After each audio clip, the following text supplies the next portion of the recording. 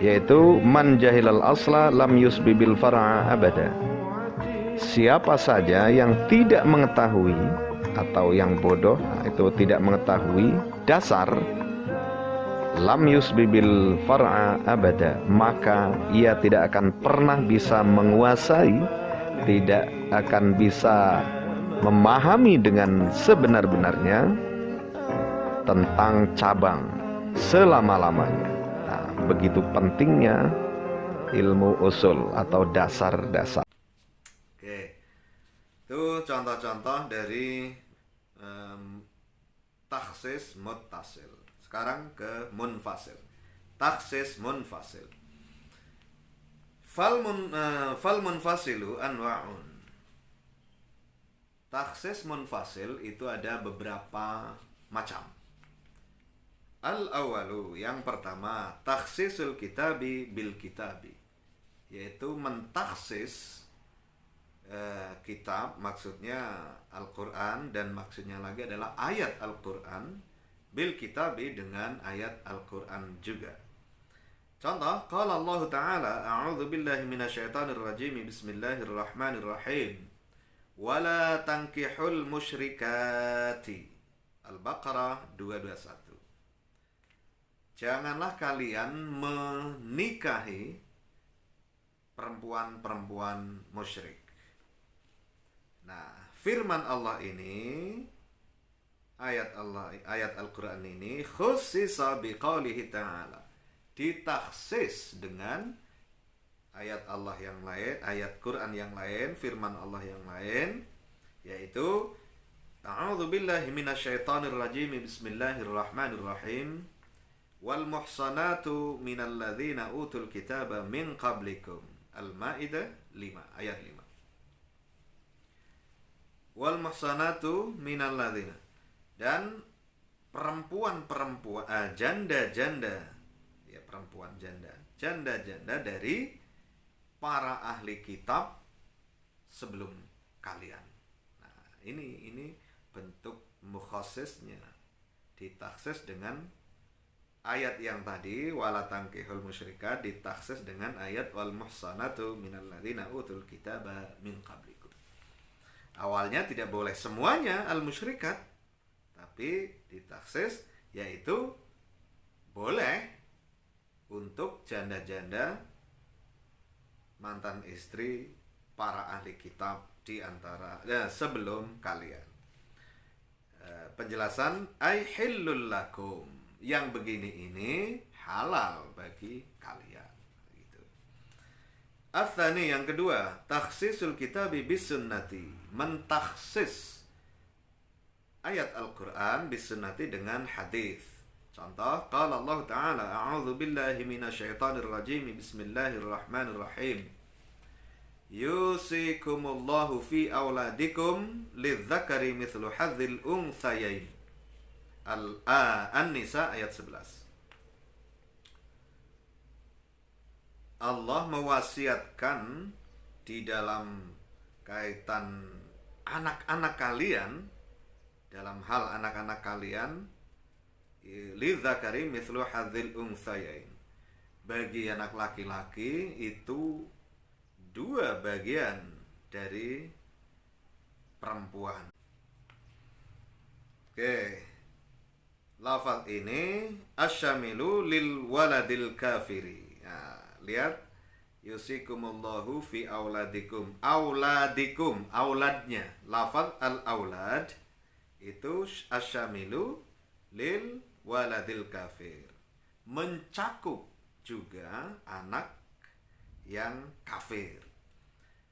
Ini khususnya bi hadits sahihaini, ditaksis dengan hadis sahih Bukhari wa Muslim, yaitu la yarithul muslimul kafira walal kafirul muslima, tidaklah seorang muslim itu mewarisi seorang kafir, dan sebaliknya tidaklah seorang kafir mewarisi seorang muslim. Oke, ini bab waris. Wasiat di sini berarti waris. Ats-tsalitsu, yang ketiga, takhsisu sunnati bil kitabi, mentaksis hadis dengan Al-Quran, ayat Al-Quran maksudnya. Katakhsisi hadis sahihaini, sebagaimana ditakhsiskannya hadis sahih Bukhari Muslim, yaitu la yaqbalullahu salata ahadikum idza ahdatha hatta yatawadda'a. Allah tidak akan menerima salat salah satu di antara kalian ketika berhadas. Hatta yatawadda'a, sehingga ia berwudu. Nah, di sini berwudunya yang digarisbawahi, yang akan dibahas. Biqaulihi ta'ala, dengan ditaksis dengan firman Allah Ta'ala, a'udzu billahi minasyaitonir rajim, bismillahirrahmanirrahim. Wa in kuntum marda, ila qaulihi ta'ala, falam tajidu ma'an fatayammamu. An-Nisa 43. Jika kalian dalam keadaan sakit, dan seterusnya ayatnya ini, kemudian falam tajidu ma'an, kemudian kalian tidak menemukan air, fatayammamu, maka bertayamumlah kalian. Nah, itu. Jadi yang hadis di atas itu menyebutkan hukum dasar umum, yaitu wudu.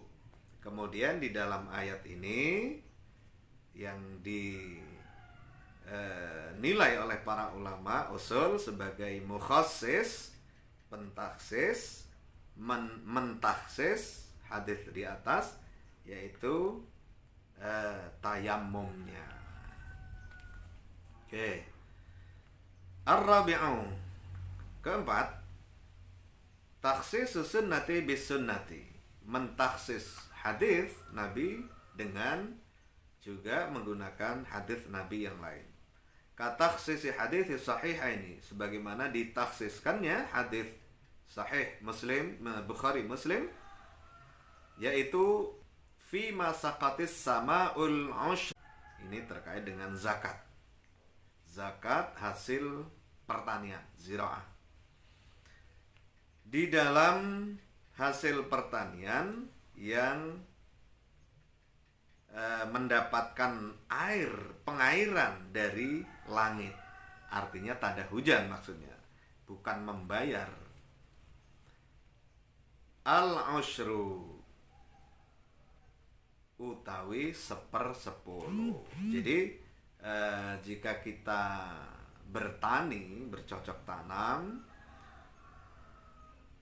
yang dengan cara tada hujan, maka nanti kalau sudah hasil pertanian kita kalau mencapai nisab, itu zakatnya adalah 1/10 dari hasil pertanian kita.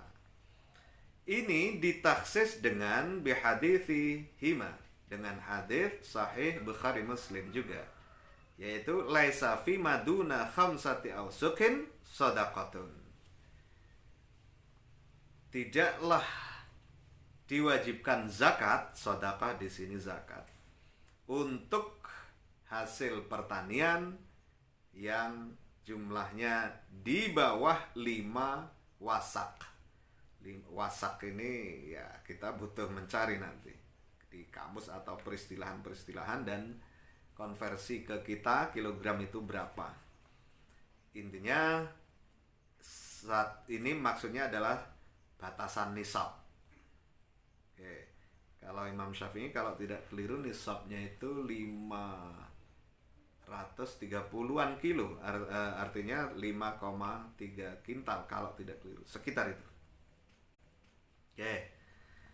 Al-khamisu, yang kelima, takhsisul kitabi bil qiyasi, mentaksis kitab Al-Quran dengan menggunakan qiyas. Contoh, kaqalihi ta'ala, a'udzu billahi minasyaitonir rajim, bismillahirrahmanirrahim. Az-zaniyatu waz-zani fajlidu kulla wahidin minhuma mi'ata jildatin. jaldatin. An-Nur ayat 2, ayat 3, maaf.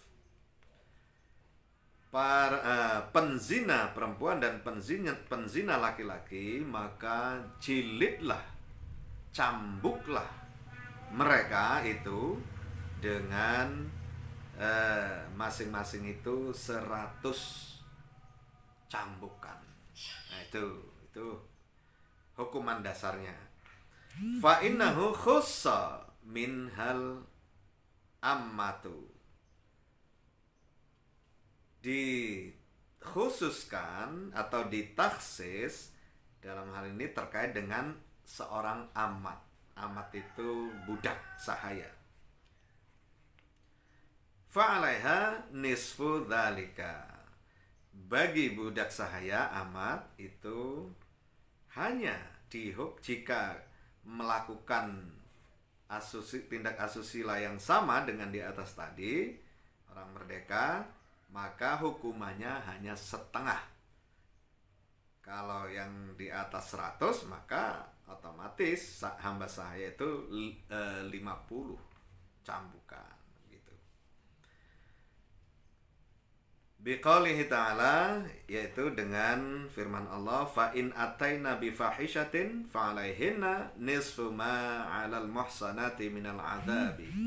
An-Nisa 25. Nah, ini jika dia seorang amat, hamba sahaya perempuan, itu melakukan tindakan asusila, mesum, fa'alaihinna, maka baginya itu hukuman cambuk setengah dari hukuman perempuan merdeka. Nah, itu berarti 50 kalau pemahamannya di sini.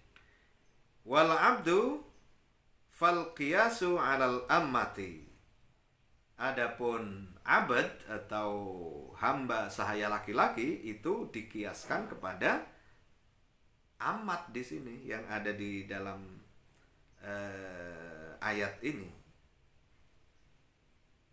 Fin nisfi aidan, di dalam hal punishment, hukuman setengah dari orang merdeka cambukannya. Oke.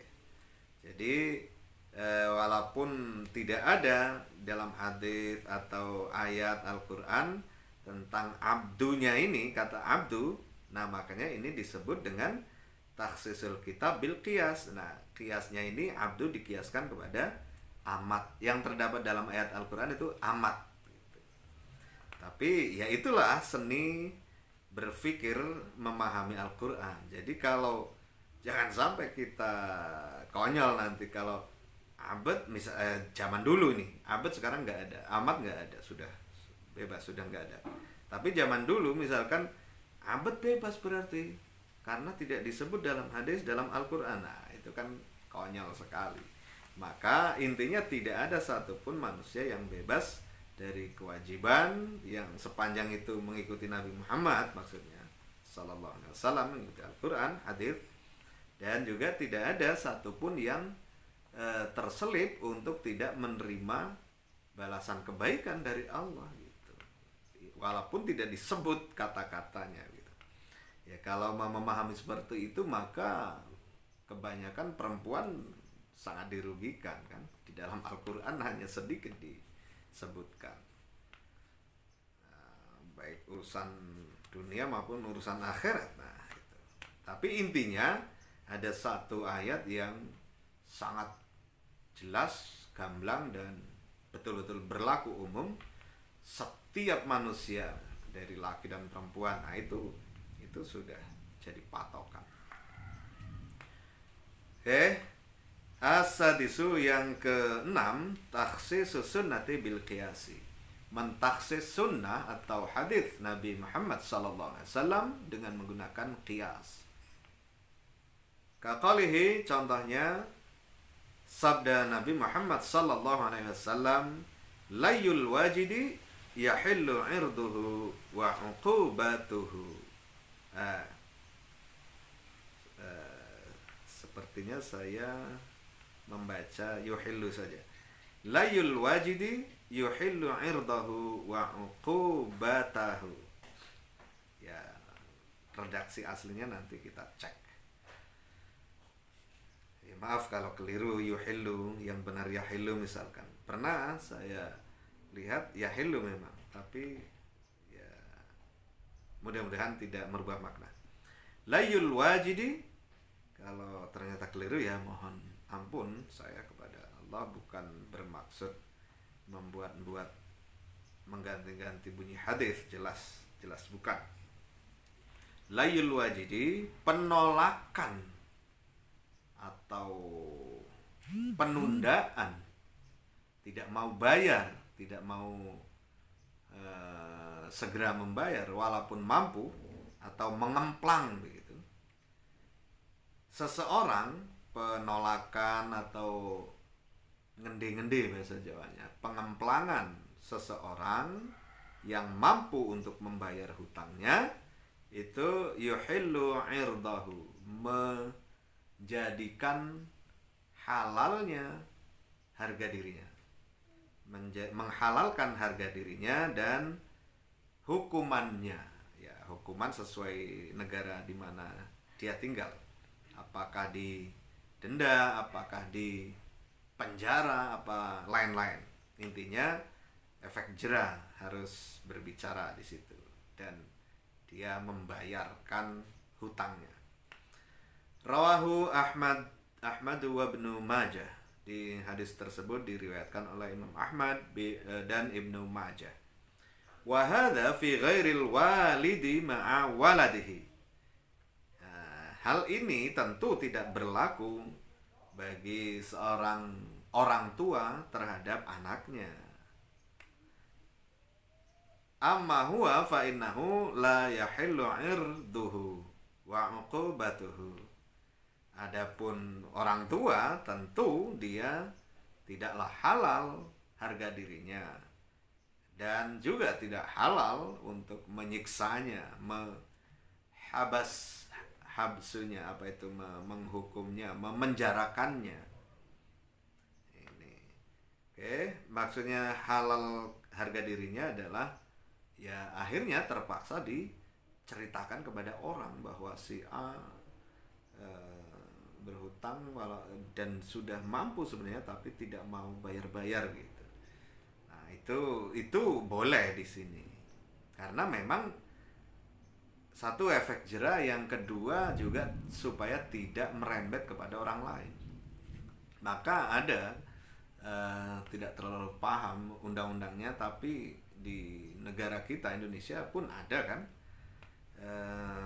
blacklist misalkan, blacklist terhadap pengemplang hutang, baik perorangan maupun kepada negara, kepada perorangan atau kepada negara jika dilaporkan, kan begitu.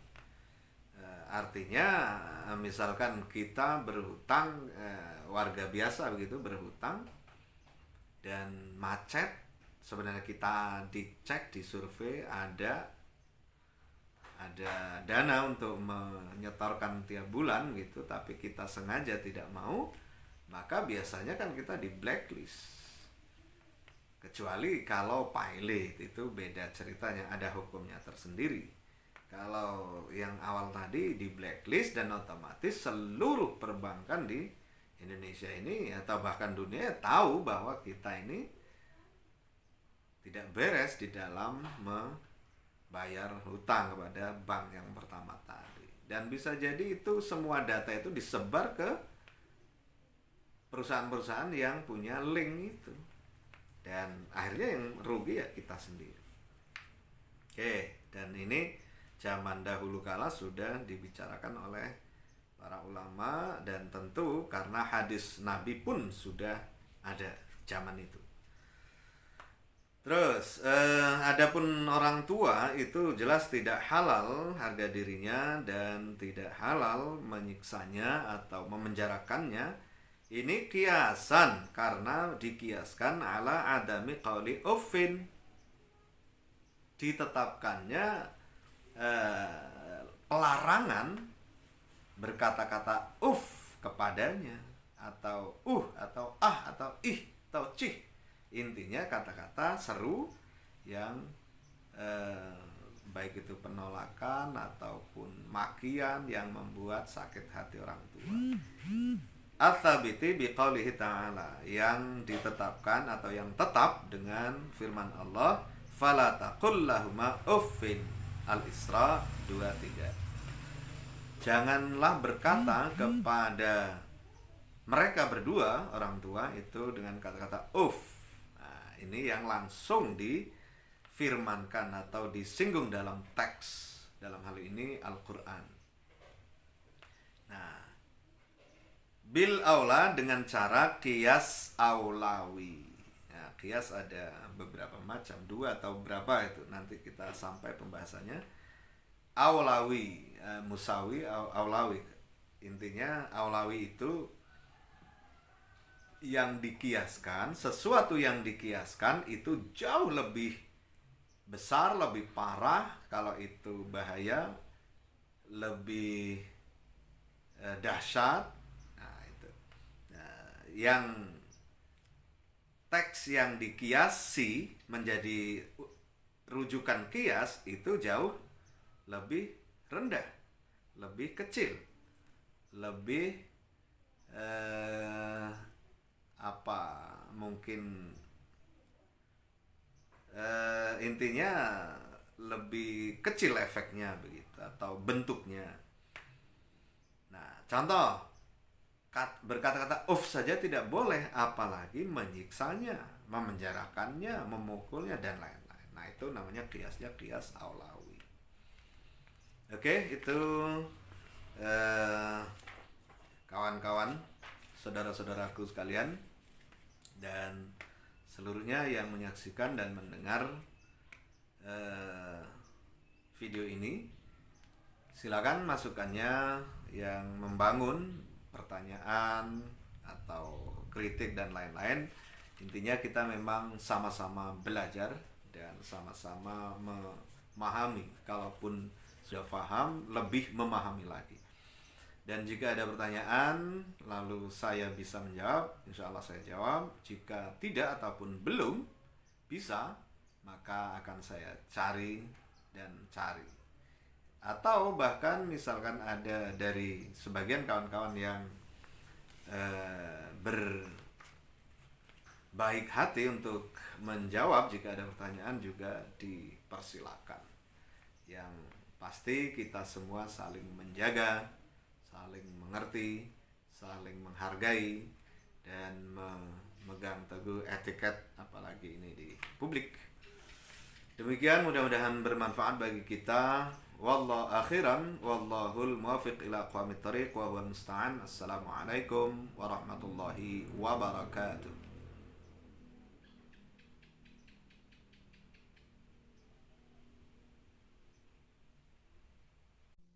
siwa